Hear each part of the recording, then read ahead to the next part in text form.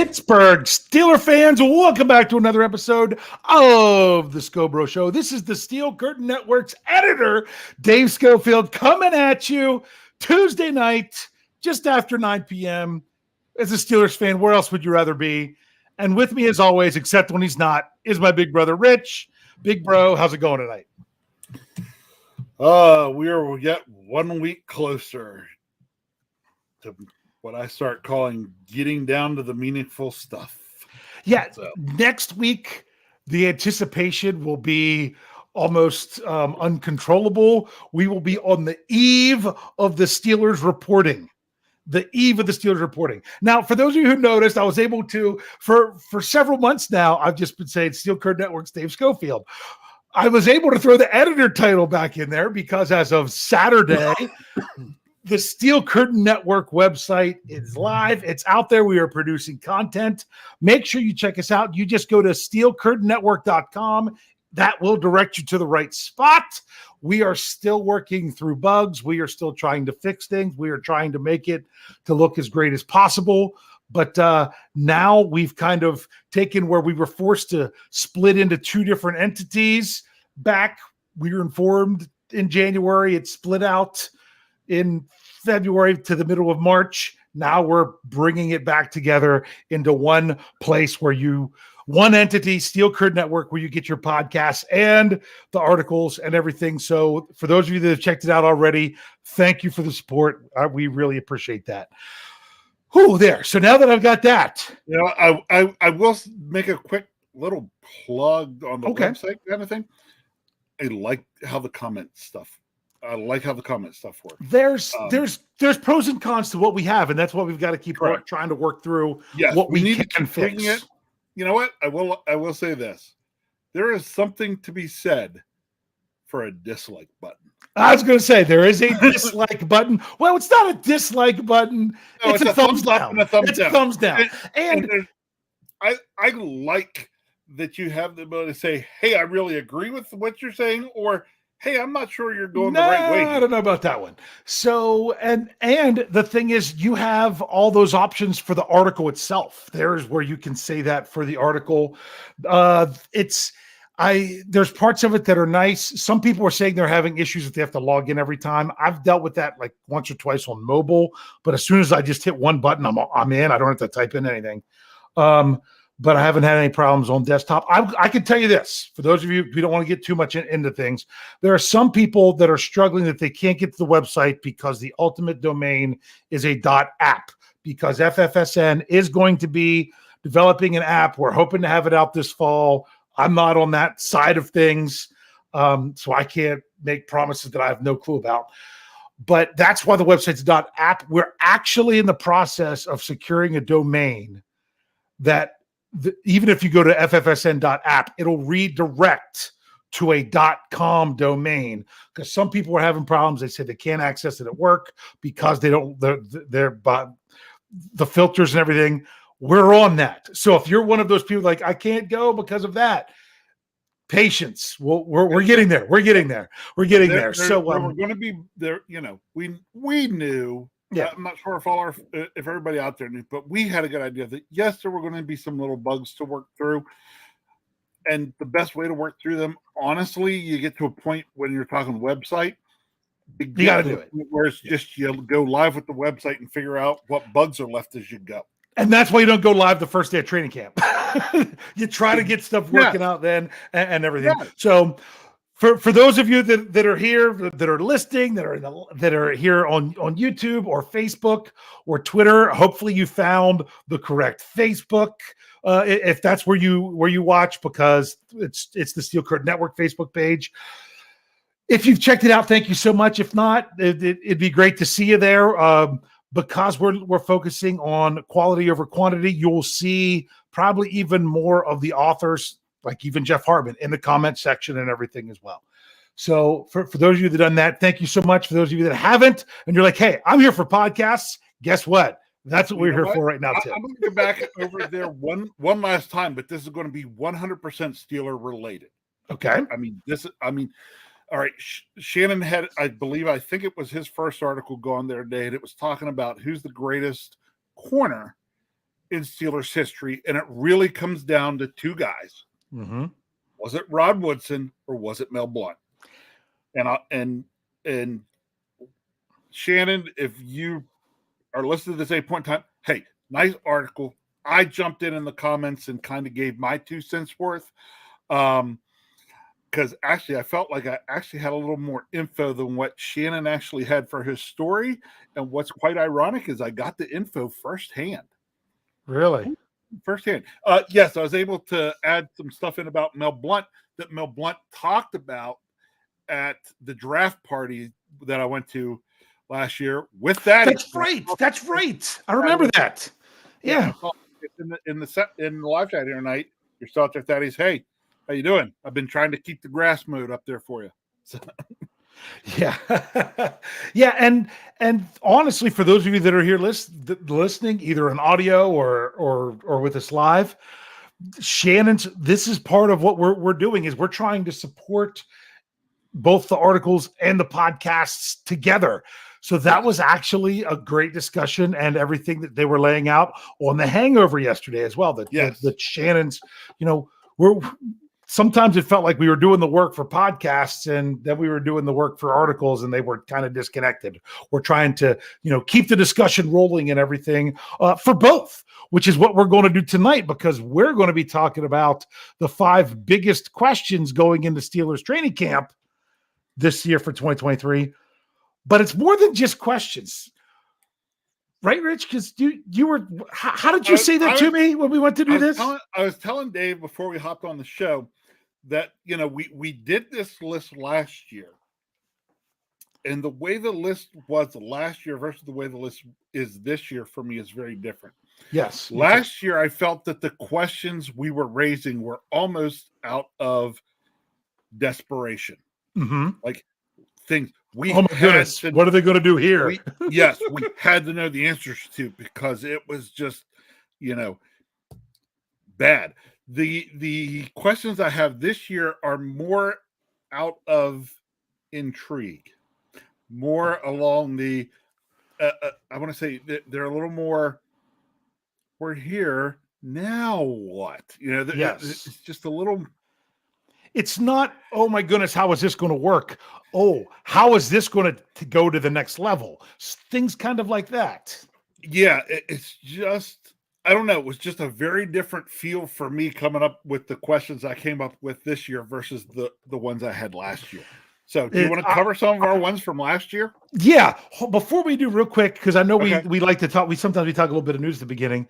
The only real news, there was something interesting that I'm going to bring up at a later point. It was from where Cam Hayward had Kenny Pickett on his podcast. I'm going to bring that up as we go through our list when it's appropriate. I saw that. Yes. So then also there's still no signing of Joey Porter Jr., but like I say, Will Levis, who's the pick right after him, hasn't signed. If we're talking about this next Tuesday, then I'm going to worry. That's when I'll start to worry. I'm like, correct. We don't want to hold things back there, but that's not even on our radar here. And of course, that's pretty much it for the news. So to roll into this, the biggest question mark every year with every team, no matter what, is health versus injuries. That is the biggest unknown in the NFL from when you go to the offseason, into training camp, into the regular season. I mean, my goodness, look at how everything changes from week 1, not even to week 18, even to week 8. How much things change like that when it comes to injury. So, right. So I left that out. I left that out too. We have to say that a lot because we understand the biggest question every year going in is, can everyone stay healthy? Yeah. Can the right people stay healthy? Now, before we dive into this, I will say this.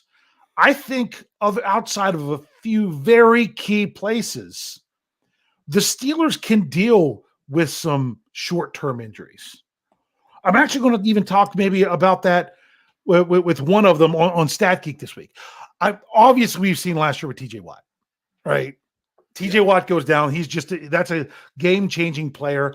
Maybe they're in with Marcus Golden this year, maybe they're a little bit closer than they would have been last year, or they were last year. Maybe they would be closer this year than it would have been. But hopefully that's not an issue.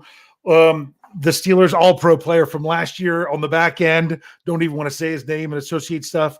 If someone like that goes out, but even at quarterback, the Steelers have really made sure that they've had some depth. I feel more confident with the Steelers at running back. I feel more confident with the Steelers with their depth. We'll see it when we get them on the field at offensive line. Defensive line has depth, So yeah. Don't go into too much detail. I know. I'm just saying when it comes to injury. Yes.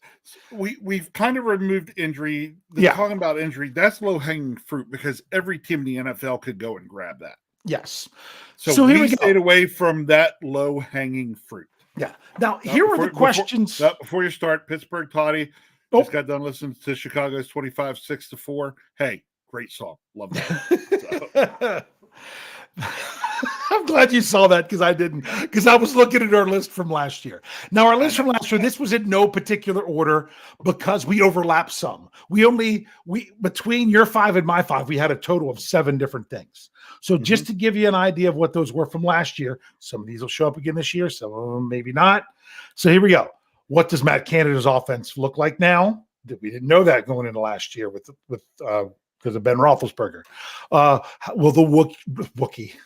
I said Wookiee. Will the rookie wide receivers be ready? That was a big question, and you only got half of that based on stuff last year. We was asked what was the effect of Brian Flores on the defense going into last year. Miles Jack and Devin Bush, how would they work together? Because they hadn't played together. Now neither one of them are on the team. Neither one was on a team, so I think we got an answer to that question. Yep. Then we asked about 3 different situations of position groups for the final 3. It was how will the blank situation play out? They were all 3 the last same questions. They went cornerback, interior offensive line, and quarterback. Those were the questions from last year. So we're going to see probably some of that again this year and some very different stuff. Rich, you ready to dive in? I am, because I'll tell you what, mine sounded a lot different this year. They just did. Yeah. So, am I going? Right. You ready? Number 5. And we're counting these down to what we think were the biggest questions. So some of these are questions. I don't know that they're all that big. Hey, Jeremiah Yoder wants you to do the Chewy impression again. Sorry, I couldn't help it. But rookie wide receivers. I got to slow that down, or else the Star Wars just comes out in me. So, all right, Rich, what's your number 5? All right, number 5. Okay. Have the Steelers found any answers at inside linebacker yet? Have they found any answers? Any answers? Yeah, and that's inside linebacker yet. Because again, really we're talking a whole brand new room again for the most part. Oh yeah, I mean Mark Robinson is the only one that's there from last year, and right. he was a rookie 7th round draft pick that did not see the field to the end of the season. That's the only thing you have returning, and they've already said that he's not in their plans to compete for a starting role this year. Right, Brian Brown chat is like cracking me up. Brian Brown says, I got a bad feeling about this. Yes, that's that line's in every movie. Yes, it is. Well, in every Star Wars movie. You guys know that. I'll talk about this more a little bit, but I'm going to go into some of it now because you're right. That's the reason that's a big question. And some people could say might think that's the biggest question. We'll just have to wait and see. It's not to me this year based on what some of the rest of my list is. So. Gotcha. Because you don't know, how can you even know what kind of depth you have at inside linebacker when you don't really know what you're having at starters? You know what you could have, but it's all new. I mean, and when you go all new, that's tough. But what a lot of people have pointed out, how important is inside linebacker if you've got strength all around it? Correct. Because so that's a pretty good question. We did not have great play at inside linebacker last year, but at times the defense was almost dominant because of what we had around the position. The inside linebacker position did not have to be one of the top position units on the defense because the other ones were playing at such a high level. Yes. What's just, there's got to be concern. Injuries can crush just about anywhere. And honestly, if this is a place where the Steelers get crushed with injuries, you might see old names coming, because someone like Miles Jack is still out there, but but if it got bad enough, who knows? Maybe Bad would be happy because he'd get to go back to Vinny Vidi Vici. So yeah, he's up there, but Jack Lambert's always been pretty good. Hey man, Jack Lambert, give that man a helmet and just let him go out and stare. Just let him go out and stare at people. Just go stare at him. Just stare at him, Jack Lambert. They'll hit the dirt. Oh man, I had a quote and it escaped me.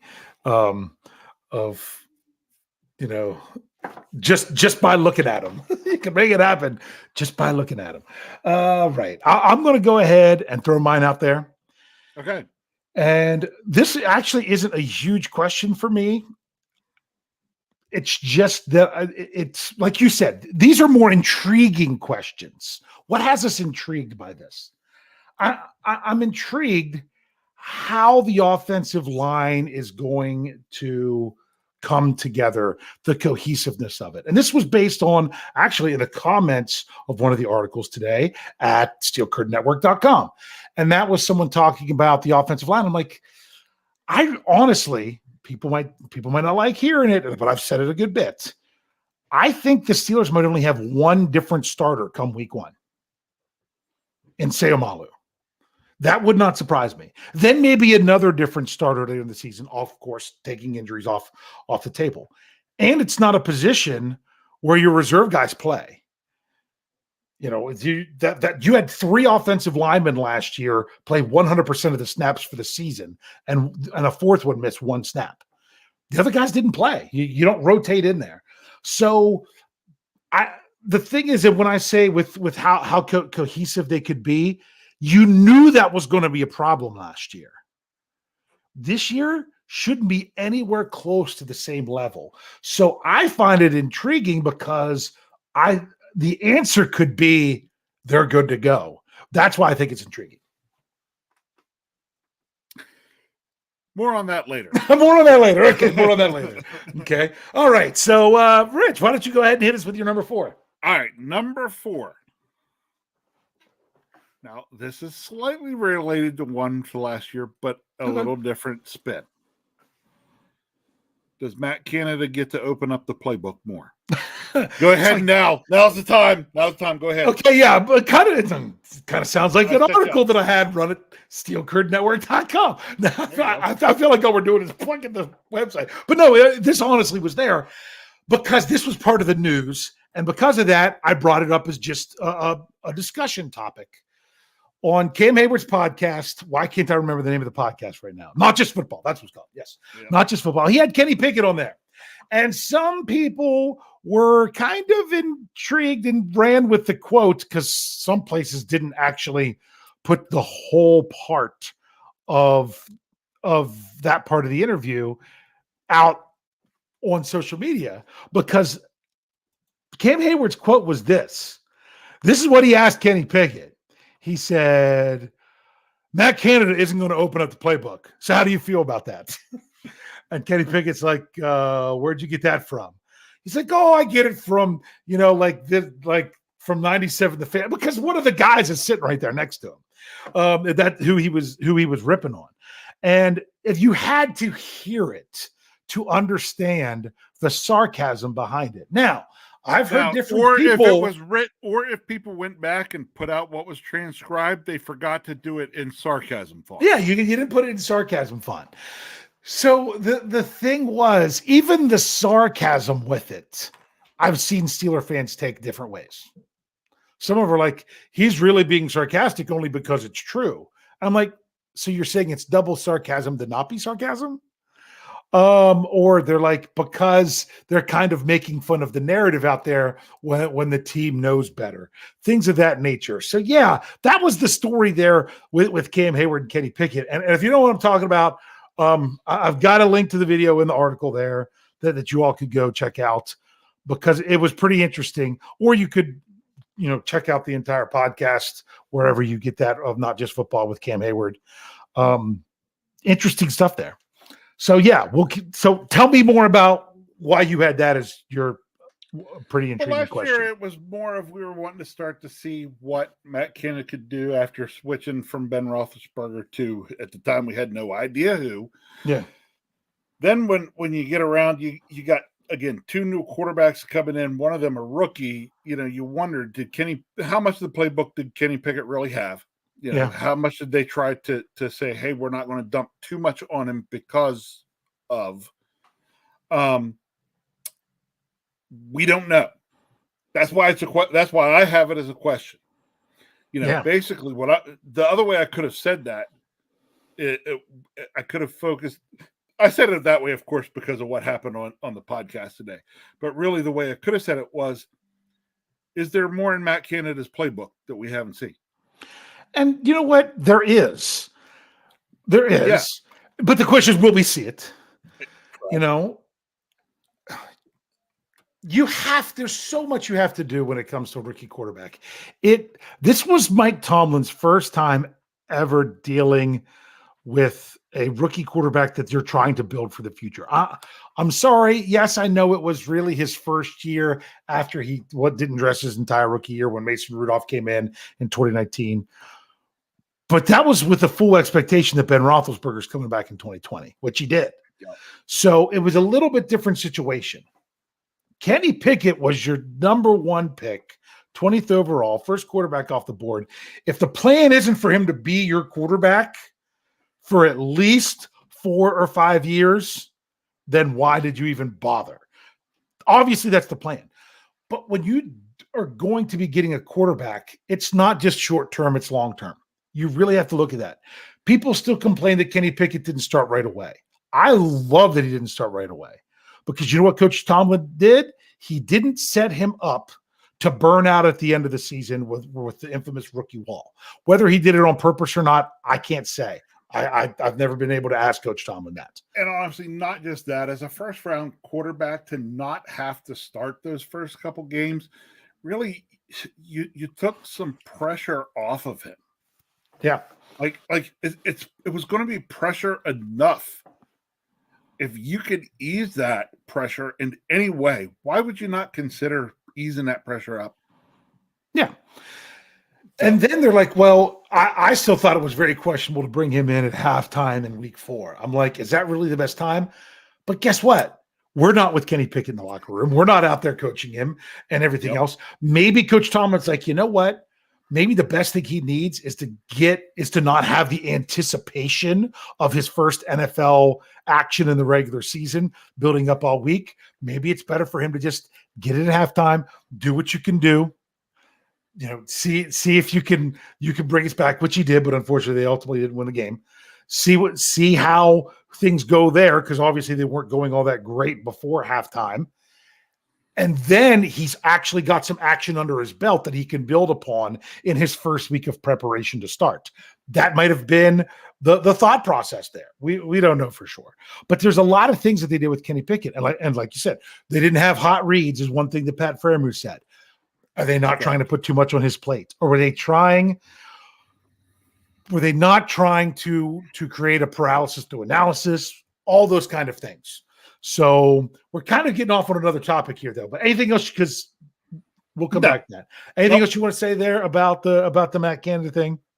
Nope, I'm okay for now. So, all right, you ready for mine? Roll on to 4. Here's my number 4, and I find it intriguing. I'm calling it the final edition of the CB shuffle, the cornerback shuffle. How's it all really going to play out in that secondary? Is Patrick Peterson going to be on the outside and slide into the slot like Cam Sutton did last year a lot? which side are you going to see Peterson versus Wallace? How are they going to utilize Joey Porter Jr. as they get him into the mix? Because it's more than just 2 and 3 guys. It's more than that because of so much sub-package football. How are they going to allot that? And how's it going to evolve over the season? So as you go into training camp, where are they going to start people out, and where do you kind of expect the shuffle to begin? Is it going to be someone like a Shandon Sullivan at the slot? Is it going to be Patrick Peterson? Is it going to be that they want Corey Trice to work in the slot? Is it going to be like some of the reports out there that they like a safety in the slot, like an Elijah Riley, someone else there? How's that shuffle going to all play out, particularly on the outside? And you'll understand why I say on the outside when we get stuff later. And honestly, you could even get to, are they going to potentially have multiple looks that they want them to give that, certain teams, like if you're bringing that slot guy and you're playing a team like, I don't know, like the Titans that has Derrick Henry, are you going to necessarily play that slot guy? Technically they've got the guys, they could play it different against a team that's strong running versus a team that's more geared toward passing. Yeah. And it, so it could technically vary week to week. But again, we don't know. That's the question. That's why it's intriguing. I'm not overly concerned about it.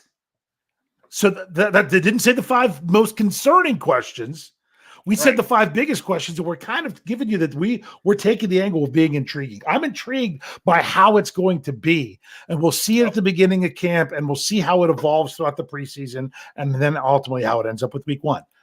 I think that's exciting. So, Rich, you want to go ahead? You say how it ends up at week 1. Actually, it still intrigues me as to how it's going to end up week 18. Yeah. Yeah, it's going to be one of those ever evolving things, but it's got to start somewhere. And we're talking about training camp, and that's where it's going to start. So I hadn't really thought along those lines anywhere. So that was a good one. Ooh, good. So, all right. So I didn't write your first 2 down, so that way I could give the recap when we come back. But your first one. I know your second one was with the Matt Canada offense. Yep. The first one was, have we found any answers at inside linebacker? Oh, that was ILB. That's right. Okay. Yep. Rich, let's go ahead and hit number 3 real quick before we break. Okay. Number 3 for me. Who is Calvin Austin III? That's a good one. I didn't even think of that one. Who is Calvin Austin III? Because where's it going to fit? That I am in at the time. I'm at Heinz Field. And yes, I can say that because it was still Heinz Field. and there were tons of fans, and we make that draft pick. And actually, there was some buzz at the stadium when that pick went on. People were like, hey, that's pretty neat. That's pretty interesting. And so this was almost a question of, that really it wasn't as high last year because we had so many unknowns, but this could have been a question last year that then because of injury, we never got an answer to. Yes. So now I want to know, so this year I'm even more intrigued to see what that answer is, because we may have more weapon in CA3, may add more than what we even knew, because last year we didn't have any CA3. So we still haven't seen what he is. So who is he? Yes, that's a great question. That's a great question. Also, here's another question I just want to throw up here because I don't want to go past it. It was from Facebook. This was from Brian Mizwa. He wants to know about help getting notification for shows on Facebook because it's through the other Facebook page now. That's a great question, Brian. I'll look into that for you and see what we can do. I wanted to make sure I know that your concern has been brought up and we can pass that along to the powers that be. In other words, I'll say, hey, Jeff, what's up? That's a really good one because we don't know. And I say it again from last year when you said there was some buzz at the stadium and everything. You don't feel the same about Calvin Austin III if he's the only receiver they take in the draft, or if he's the first one they take in the draft. To me, it was the fact that they drafted Pickens, and then drafted Austin. Correct. But that really intrigued me. So that's a really good one because that is a big question. Who is he? What's he going to do? And how are the Steelers going to utilize him? That's a great question. What you gonna do when Calvin Austin runs wild on you? Well, that's a good question for you because you actually were there and saw him at training camp because you were there early before he was hurt. Correct. Yeah. And let me tell you, that guy, I mean, he is fast, quick, because I look at fast and quick being two different things. Yeah. He is fast, quick, and shifty. Yeah. He's a skedaddler. As Coach Tomlin would say, he's a skedaddler. He's a skedaddler. Yeah. So we shall see. Yeah. So I'm going to go ahead and say my number 3 before we take a break because I even kind of talked a little bit about it. My number 3, and then I'll tell you why. When we get to number 2, I'll tell you why this I had as number 3 and the order that I had it. But it's Canada. That's my question. It's the same thing that you said about, are we going to see the offense open up a little bit? And the reason I'm laying that kind of on Matt Canada is because I felt like last year the offense, how many times do you feel like the offense might have been capable of more, but they were being held back? Whether that was Canada or Tomlin or whatnot. Does that make sense? Yes, it does make sense. And, as you sit and talk about this, there's another piece I kind of add to it. Mm-hmm. Okay. Because the other thing that goes along with this, with everything in Canada, and is there more playbook and is there anything else, is honestly the fact that we've had another draft and a free agency period. We've added more and different pieces. Yes. I remember you and I talking a couple years ago, and we had a lot of talk about, hey, the Steelers could really put some mismatched stuff out there on the field, and we didn't do it. Yeah. I think we're set up even more with that kind of thing this year. I want to see if we do it. Yes. Who was it? Was it you? Was it me? Who was I talking with? I can't even remember. Maybe it was somebody's show. Maybe it was an article. It was talking about, good gracious. Think about what you could do in the red zone. Okay. Yeah. Oh, was this Andrew's article that was on the website today? I think it might have been his art or whatever. Where it's like three different formations that he wants to see. Well, no, the big thing is like think about what you could. I think it was personnel packages, not formation. You could go. Ready? You could go Allen Robinson, Brad Firemuth, Mount Washington, George Pickens. I'm trying to remember who the 5th one was. I'd go with Connor Hayward because you can put him in the backfield. No. No, it was somebody with height. It might have been Gentry. Yeah. No, it was somebody else in a slot because it was. Was it Boykin? It was Boykin. It was Boykin. Yes. It was Boykin. And it was like, imagine if you got down there, could any team match up with that height and jumping ability for the Steelers not to just go in and play box out and score a touchdown? Yeah, but you might have a couple guys you could match up across that, but you have 5.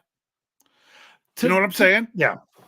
To me, it's funny because some people are bringing up, because I saw people talk about him earlier, about Hakeem Butler. Mm-hmm. If you did not listen on our audio side to Jeff Hartman's Let's Ride, not this past Monday, which was a great one. I'm pretty sure it was the one before. It was whenever he interviewed Jim Wexell, who does the Steel City Insider podcast for Steel Curtain Network on Wednesdays. They've been away for a few weeks, but Jim in the interviews, they're like, what about Hakeem Butler? He's like, when I saw him out there, he looked like a guy that's been cut everywhere he's been. He seems like the NFL game is a little bit too much for him. So I know some people are excited about him, but also got to keep that in check. But pump the brakes a little bit till you see it. Do you know exactly what you have? Yeah,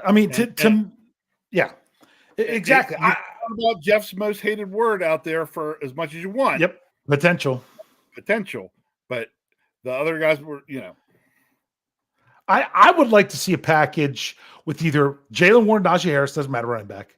Put Connor Hayward out there, fullback / H-back. Go with Freiermuth, Washington, whether you go gentle or put a tall like a Robinson or a Boykin or someone else, one receiver out there, and go 5 wide. have them bring in their run stopping package and then spread them out and say we're just going to pick you apart because we have the players that could do either one. I wanted to do that with them in years past for a while. I would love to see it happen. I just want to see some interesting things of that when you talk about personnel packages. That's what I'd like to say, because where someone said in the live chat, I'll see if I can find it real quick. That it was our buddy who gives us our music. It was Jerry Cherry Band. He says players have to make plays. Exactly. You could have the best scheme there is, and if the players don't make plays, you're in trouble. You can have a very vanilla scheme, but if the players make plays, you're going to be successful. Yeah. So I want to see them complement each other. I want to see a complementary offense. Do you know the other thing that players have to do? I know exactly what they have to do. What do they have to do? I know it. They have to. Would you freeze? What are you doing? Where'd it go? Did it not happen? You play to win the game. There it is. That's right. Players have to play to win the game. Play to win the game. With that, we've gone over a little bit in the first. It's always tough. Do you stop early and do 2 then 3, or do you go a little bit over and do 3 then 2? We went today over. Night we decided to go a little over and then do. We'll come back to our last 2. Do our question. Got some. I don't know if you're going to like how I went with the top of my list, but I did it. But so make sure you're sticking around to hear how we finish this off. If you're with us on the audio side, stay with us after these messages. If you're here live, we'll be back in just a few seconds.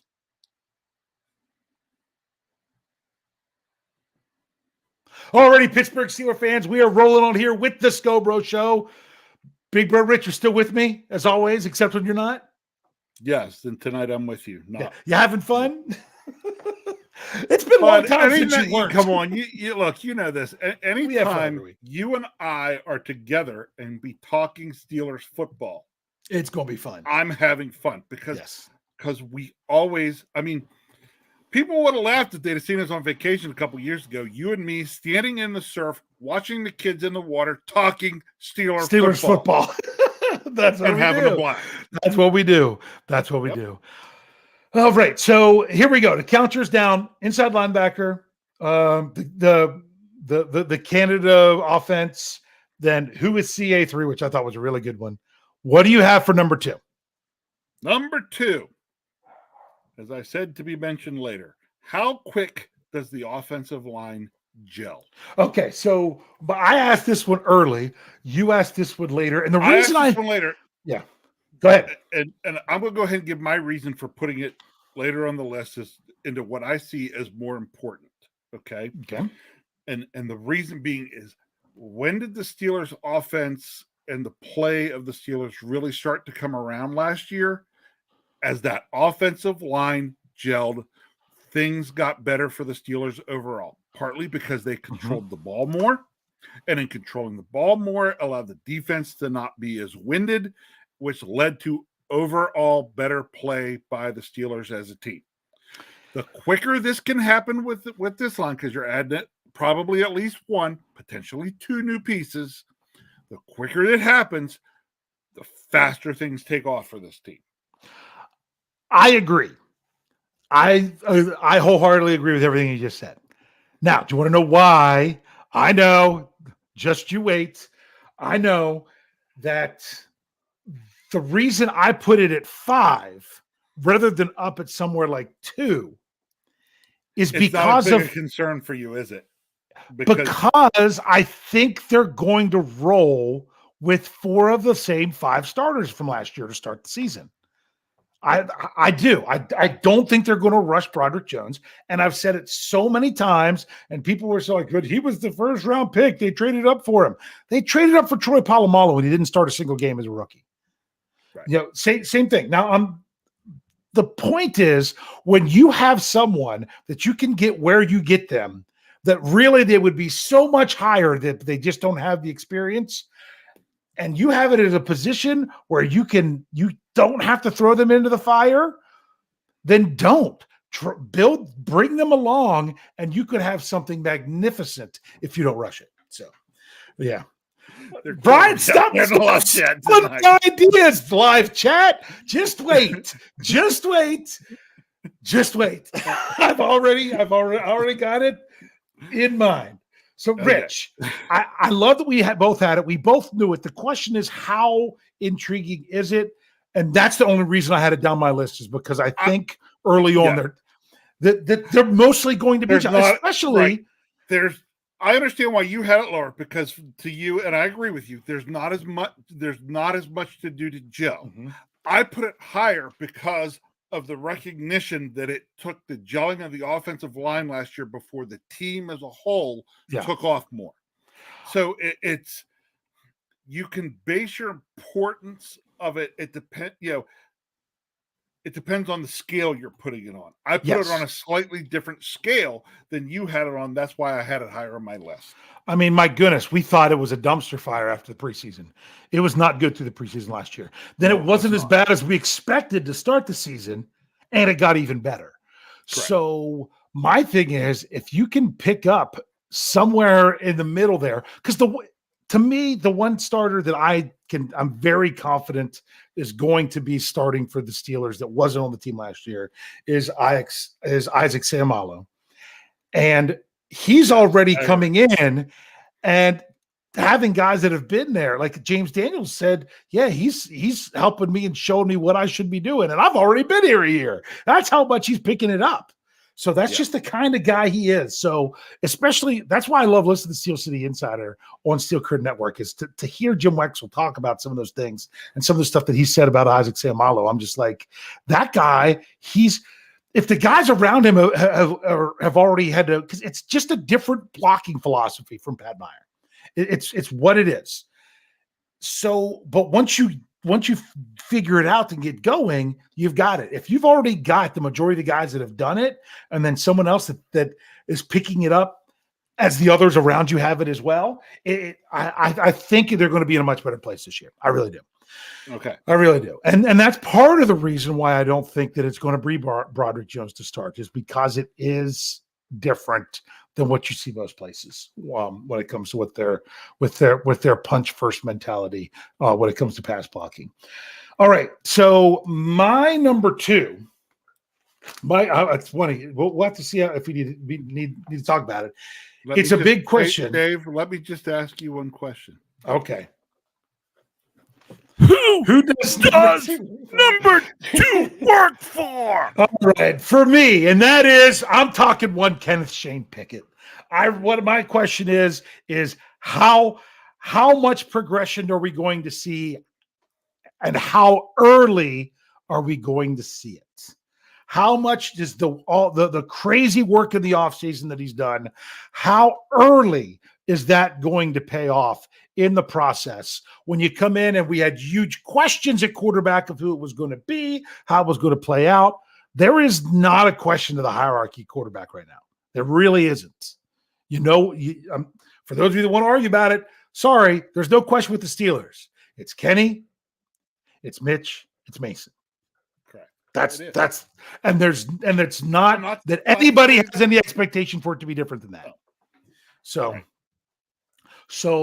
that's what that is. So the question is, how much more is this going to be? And I put this at number 2 with the Matt Canada at number 3, because I really think it's more about Pickett than Canada. That's why I went with the order I did. Okay. What say you? I can't disagree with anything you said. I don't really have any more to add to it, but I've got nothing I can. All right. So with that, Rich, what's your number 1? Okay, my number 1. I will say this: there are some similarities to what you had at number 2, but I took a little different look at this. Okay, and it's a little more general in some ways. So I'm saying, do we get the sophomore slump or the sophomore's shine? And that the sophomore slump, right? You know, it's the sophomore slump or the sophomore shine, and it's really looking at those second-year players, because you can talk about Kenny Pickett and the improvement we see there, but you can talk George Pickens in the same breath. You know, it's these guys that are now in year 2. You typically see some jump because they get a full off season with the team. You know, what are we getting out of these sophomores? We really liked what we were seeing from them last year as rookies, except of course we didn't get to see who CA3 was. Yep. Right. But that's why you asked that as a separate question. Exactly. Yep. That's why that was a separate question. But it's we can focus like you did just on Kenny Pickett, but I think there's more to it than just Kenny Pickett. Yeah. I agree with you that it's like it's your young guys. How are your young guys maturing?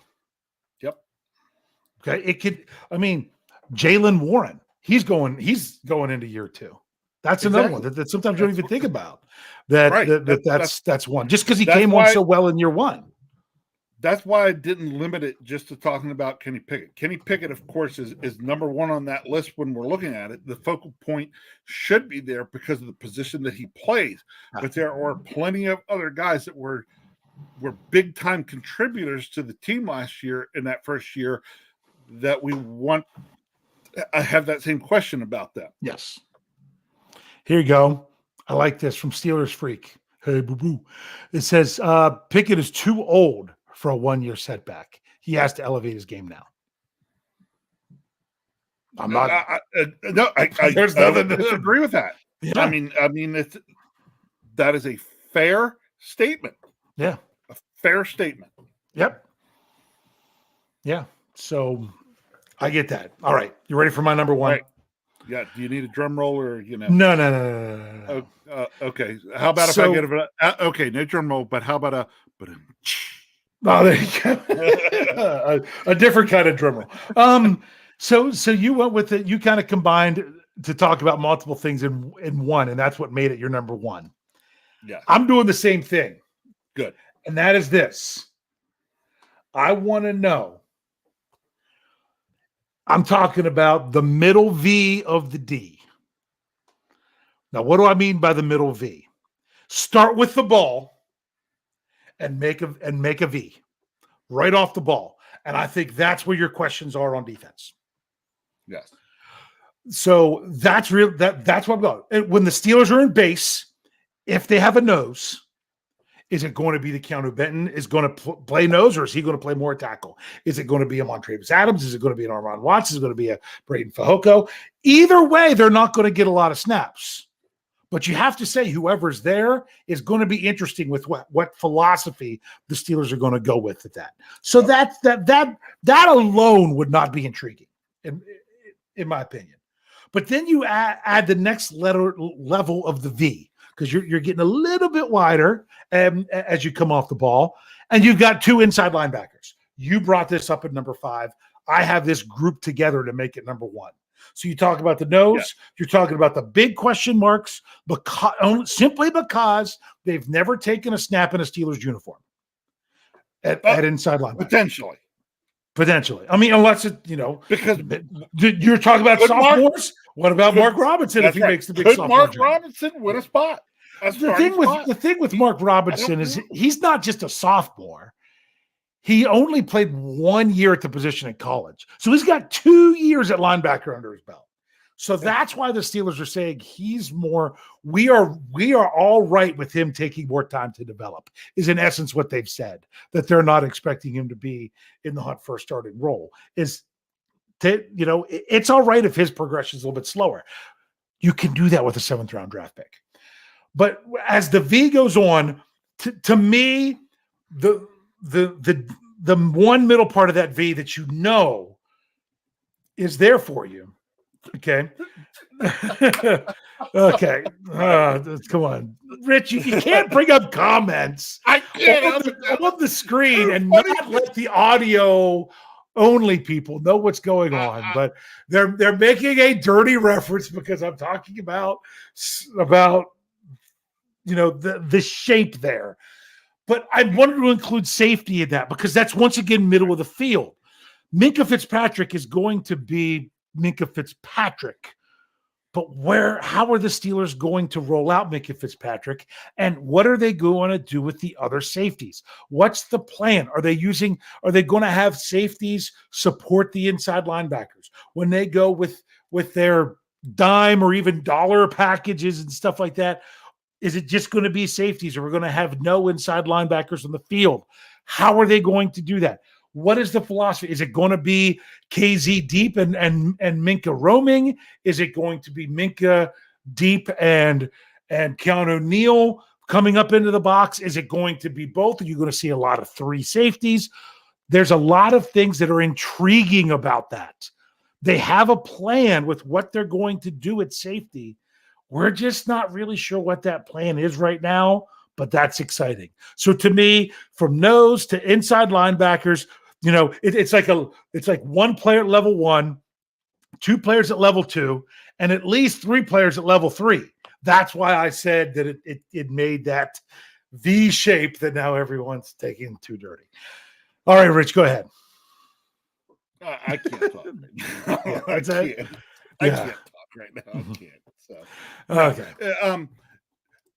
Again, you did like I did. You bundled some things together, which then makes it a more intriguing question. Yeah. That's what, which is what I did.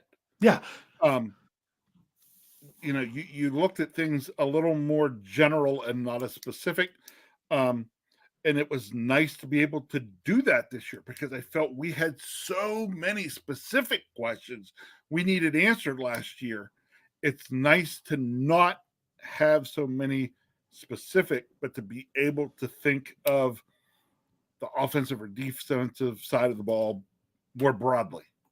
Yes. Exactly. You ready? Yes. I think we've summed it up. So you went inside line. I'm just going to give you the overall topic. Inside linebacker, Matt Canada, Calvin Austin, offensive line, and sophomores. I went offensive line, cornerback, Canada, Pickett, and the middle part of the defense. Yep. Whew. There we go. So now we turn to you all. And we want to know, because you only get one. What's your number one biggest question going into training camp? Now, I haven't brought it up in the live chat yet. I'm giving you all a chance to think about it, type up your response to get ready to go in there and hit enter. Go ahead. What's up? But see, you need this button on your thing then. Okay. Don't press send. Don't press send. What are you talking about? I have that one. You have that one? Okay. I think I do somewhere. This. Don't press in. Yeah, that one. Yeah, don't press send. Don't press send yet until we do. And you know what? It's in there now. I'm bringing it in there now because I don't want. I was just trying to give people time to type. Because press send now. Press send now. We usually ask the question, we answer it, but that's what we did for the whole show. So, what's your biggest question going in? And then we did it with most intriguing. What are you most? It could be something really good. You could just be, I'm intrigued of, how much Darnell Washington's going to be utilized this year. That's an intriguing question. Things like that. So Thomas Riley, his biggest one is the O-line. And probably more what we talked about with gelling and all that other stuff. Kathy, don't ask that question yet. No, put it up because guess what? This is going to be more like hold on for next week. But she wants to know who will be my camp crush this year. We'll be talking about some. Tune in next week to the Scho Bro Show. Yes, there you go. Then keep it in the family. Here's Afton for it. Says, how does the secondary develop? So I did cornerback separate just because the pieces how they were going to fit them in, and didn't include that with the other question I had with the defense. She just went all across the secondary, which is another way you could have grouped it together to ask those questions. Yes. Steelers Pittsburgh says the CBs. Okay. Gavin, he just wants to know if Kenny Pickett will pan out. You'll get a lot of that. I think you'll get a lot of that answered this year, Gavin. Yeah. It's funny because a lot of Steelers fans are like, for what we've seen, Kenny Pickett is panning out. But if he doesn't take a step, Exactly. Does that change? Yeah. Exactly. I don't know if that's what Gavin meant by that, or if he didn't, because there are a number of Steelers fans that are not very impressed with Kenny Pickett at all after last year. So to me, I'm quite hopeful after that. Okay, Claude Bishop wants to know about Canada coach is his thing. So just intrigued with Matt Canada and everything there. Brian Brown says, never would consider will Matt Canada stick again for the third year. Okay. There, like I said, you got to look at kind of how Cam Hayward answered that as well and say, if you think that's not how he answered it, how he asked Kenny Pickett that question to see. Sometimes we get more insight when we get things like that. So, and Frosty the Bear says the biggest question is the linebacking core. I get that right there. Daniel Reed says it's the offensive line gelling. Justin Conway, Kenny Pickett. Okay. John Stevens says he's with Claude. So we got a seconded one there. I like the way this one was phrased, actually. Yeah, Carey. Job here. Is Canada a true NFL offensive coordinator? That's a good way. That's the best way to phrase it, because he could be a good offensive coordinator, but not really at the NFL level. He could be an NFL coach like how he was somewhere else, but not really like an offensive coordinator. Yeah. I kind of like that one. Good job, Kari. Yeah. I said Kari again. Carey. There we go. Let's see. People are still having their running back discussion about stuff there. Steelers Freak is the next one. Yes, it's glitching on me. You gotta give me a second. There we go. I got it. I had it first, then you took it away. What are you doing? I'm waiting for you to hit it again. Oh. There we go. Will Tomlin and company let old Matty live or die by putting his big boy pants on and make dynamic NFL plays to keep up with the likes of KC? So, in other words, getting specific. Good job, Steelers. No, you ready? You ready? Yes. TLDR. Is Canada a true NFL FC? Yeah, exactly. So no, very, very, very, very similar. But I do understand what Steel Freak's saying there. Yes. So let's see. He was getting a little more venting into his you know what? Sometimes you got to do. I'm not. As long as we're keeping it where fairly nice. We don't have to be. We can say someone's not doing a good job without being mean about it. So very good. I appreciate it. We are allowed to question things without what I'm going to say going down a path we shouldn't. Exactly. And here we go. Sherry Richards says, "Is Kevin Dotson going to be the opening day roster, or do we trade him?" Okay, if that's a big question.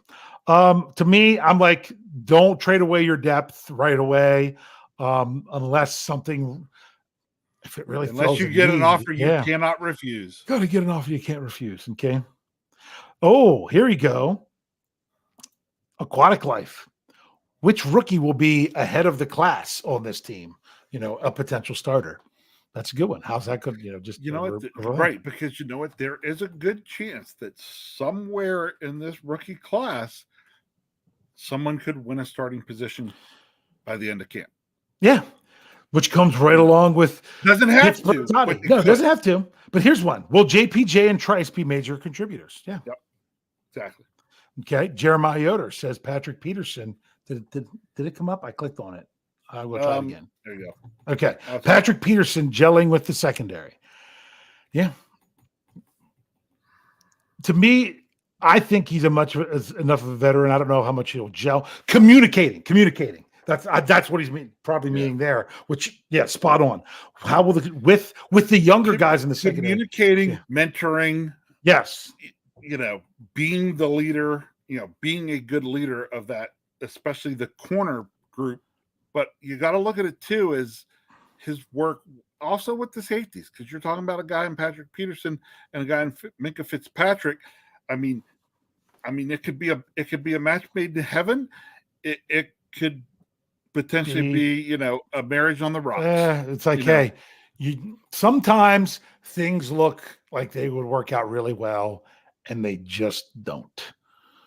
And you know what? I say it too much, but you have to remember when it comes to free agency and the excitement of all the pieces that the Steelers add, for every James Ferrier, there's a Dante Moncrief. You know, there's you get things that are way better than what you thought it could be, and then you get things that you thought were going to be great and were not good.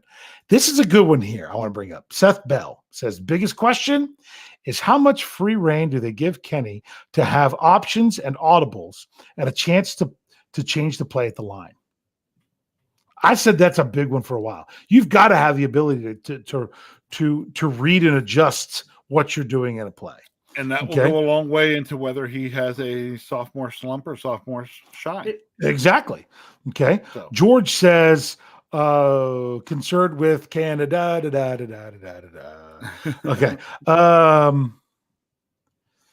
Some of these I'm trying to figure out if they're asking a question or just making a statement to what other people are saying. I know. I was like Steel Dog 88 says, how will the inside linebacker shape up? Yep. I don't know if this is a question for us or just a question in general. Okay. Who do you have as a sleeper? I don't know. Maybe that could be a big question. I don't know if that was for us or to answer the question. I don't know. Okay. Here's a good one from Jerry Cherry Band. Yes. Will the D shut down elite quarterbacks? I had an article. I'm going through every day. I have a different article at Steel Curtain Network where I'm taking the list of the top players from the NFL last year and saying who's on the Steelers schedule this year. When it came to quarterback, the top three were based on last year. The top three quarterbacks the Steelers face this year. Joe Burrow. Hold on. I'm running down through. Based on last year, because that's why I said you're not going to get Deshaun Watson. You're not going to get Lamar Jackson. They missed too many games. Okay. The next one, believe it or not, number 2 on the list was Geno Smith. Wow. And number 3 was Trevor Lawrence, who I think of more of as a number 2 as the best quarterbacks the Steelers are facing this year. Number 5, based on last year's passing yards, was Davis Mills from Houston. Had over 3,000 passing yards in 15 games last year. All right, and come on, you got to wrap up. You're expecting him to be the starter. I mean, maybe because the Steelers played week 4, if Stroud's not ready, Right. So that's another question you ask about the D's shutting down elite quarterbacks. I've got some of that there at you can go into any one of my articles and there's links to the past ones. Today I looked at tight ends, the top tight ends the Steelers face. From the top tight ends from last year that the Steelers faced this year. So interesting stuff. Okay. Here we go. Aquatic Life says, will Khan make another significant move at linebacker? I think right now it's, especially being just a week and a half away, you got to see what you got and see how desperate you would need to be. Yes, exactly. If you would, you go out. I mean, the last thing you want's another. I got to get the name right. Melvin Ingram. Yes. Okay. Didn't say Melvin Gordon. I said Melvin Ingram. The last thing you want to know is someone's going to come in later and think that they're going to be the star. And then the guys that you picked up are doing really well. Then you've got disgruntled players. And you're like, well, isn't it better to just have good players? Someone comes in thinking that they're going to start and then they're not. That's the only thing. So usually – too much talent isn't a bad thing, but also you're operating under a salary cap as well. So do you really want to spend money on something if you don't know if you need it yet, or do you got to see how bad you need it and then spend the money? Okay. Yep. Okay.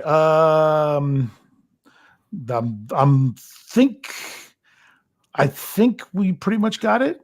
Because everyone else. The one I saw, I've seen like one. Might have been people that have already said there, but they're people that have already asked her. People already said. So there you go.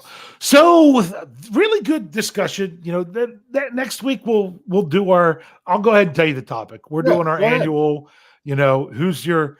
I got to say it the right way because remember last year you kept getting mad at me because you said there was 2 different things. So I got to make sure I say it the right way. That talking about Camp Darlings. Camp Darlings will be our topic next week. Changed it to Phenom. Camp Darlings. The difference. Because I know Phenoms are people that are playing well. Darlings are people that the fan base loves. Correct. Right? And Okay. yes, and So that's next week. So we're all hitting you up with that. Whew, and make sure you're checking out all the podcasts. There was a change in lap tomorrow night. It's no longer called the Curtain Call. We debuted last week, Tuesday morning in the audio side, the Pump Your Brake show with Tape Boy Fresh and Big G. And then Shannon's with his Wednesday nights, because Jeffrey Bennett stepped away, said, I really like doing the show with those two guys. Is there a way we can I can do a show with those guys on Wednesday night? We're like, well, we just added them with the show on Tuesday morning. What if we just take that show and say, hey, Shannon, we'll move that up with you with Wednesday? Everyone, all three of them love the idea. I think after listening to that show last week on audio, I think that's a good YouTube show. I think that's going to be a good YouTube show. So you're going to see that tomorrow night, the Pump Your Brakes. That now means that the adjustment to the lineup was that another one of my very favorite shows to listen to, that was normally on Friday afternoon, which isn't always the best time to catch stuff, has now moved to Tuesday morning. And that's the Here We Go, the Steelers show with Coach KT Smith and Brian Anthony Davis, where Bad, he just facilitates. He's the setter. He just sets up Coach KT to just hammer it home. So that's a change in the lineup. He tees it up, and Coach Smith, drives it down the fairway. Drive it down. See, there you go. How many different sport analogies can we pull off there? Exactly. All right. Hey, sports, and that now means that we're bumping State of the Steelers from Saturday up to Friday with Daniel J. So that's where you'll find that. We're still figuring on during the season. We know on Saturday we're going to keep the Q&A going. We're going to do it on Saturday. Don't know when we're switching that from Sunday to Saturday at this time of year. We're still trying to get that figured out, but keep an eye open for that. Whew. And of course, as we said at the beginning, checking out SteelCurtainNetwork.com, getting rolling there. Hopefully Dave, you all can check that out and like it. Go ahead, Dave. I've got to look out for our fans. So right now, I just have one thing. Okay. Do the roar. No, not yet. Dave. Do the roar. Okay, there we go. We got it. All right, Rich, what do you want to say to close this out here tonight? You know what? It's like I keep, we always, honestly, it seems like yesterday we were just getting through minicamp and talking about getting through that real dog days, dead time. And here we are next week. By next week's show, we're going to be on the edge of our seats because we're about to report to camp. And other teams are already going to be in camp because Steelers are the last team to report. Yep. So it's going to be exciting. And to me, that's what I'm waiting for, is all that excitement. Hey, I still have a plan to head to training camp. So I haven't picked a date with the folks that I'm going with. We're hoping to have it picked by the end of the week. So that's the other thing. Next week, I'm hoping to be able to announce on our show the day I plan on attending training camp. So look forward to that as well. And, when it comes to just getting to the start of everything, I can't wait. Wrap it up, Buzzball.